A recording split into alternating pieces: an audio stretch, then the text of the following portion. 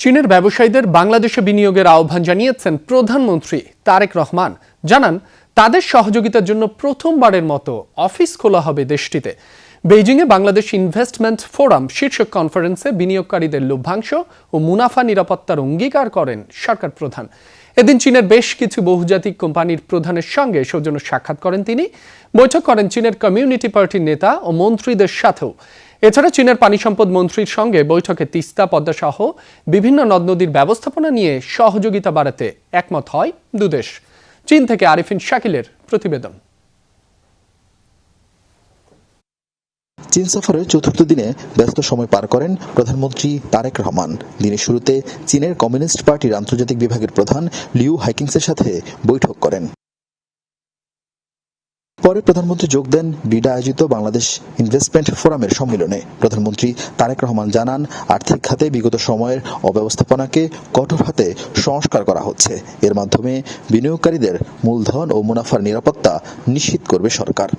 We are also working with China to upgrade our bilateral investment treaty so that investors can have stronger confidence, clear protection, and a more modern framework for investment. All these initiatives have one purpose: to ensure the investor and businesses can land in Bangladesh with greater ease, confidence, and clarity.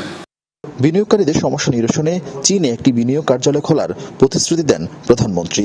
জানান, চীন বাংলাদেশের সম্পর্ক আস্থা আর বিশ্বাসের, তাই বেইজিংয়ের সাথে গভীরভাবে কাজ করতে চায় ঢাকা।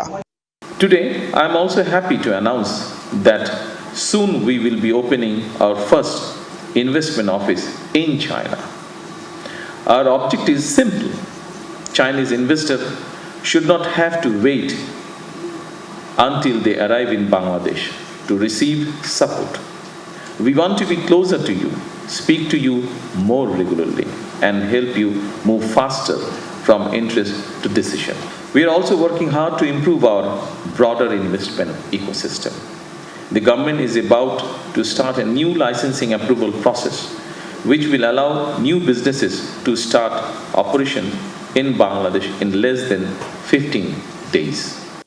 এর আগে চীনের পানি সম্পদ মন্ত্রীর সঙ্গে বৈঠক করেন বাংলাদেশের সরকার প্রধান।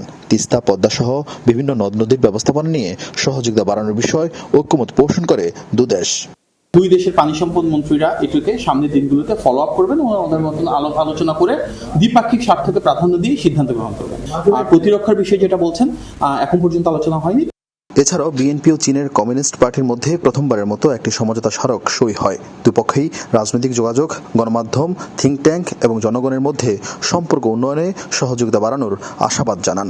পাশাপাশি বেশ কয়েকটি বহুজাতিক কোম্পানির প্রধানের সাথেও সৌজন্য সাক্ষাৎ করেন প্রধানমন্ত্রী তারেক রহমান। ক্ষমতা আসার পর বর্তমান সরকারের জন্য সবচেয়ে বড় চ্যালেঞ্জ হয়ে দাঁড়িয়েছে অর্থনীতি পুনরুদ্ধার করা আর বিনিয়োগকারীদের আস্থা ফেরানো। প্রথমবার চীন সফরে এসে প্রধানমন্ত্রী তারেক রহমান তার সরকারের নেওয়া বিভিন্ন পদক্ষেপের কথা বিনিয়োগকারীদের সামনে তুলে ধরেছেন, যার লক্ষ্য 2034 সালের মধ্যে দেশের অর্থনীতিকে $1 ট্রিলিয়ন উন্নতি করা। শেষ পর্যন্ত প্রধানমন্ত্রী এমন উদ্যোগ কতটুকু বাস্তবতার মুখ দেখে, তাই এখন দেখার বিষয়। আরিফিন শাকিল, যমুনা নিউজ, বেইজিং, চীন। আমা ব্রাজিলিয়ান কফি ব্লেন্ড।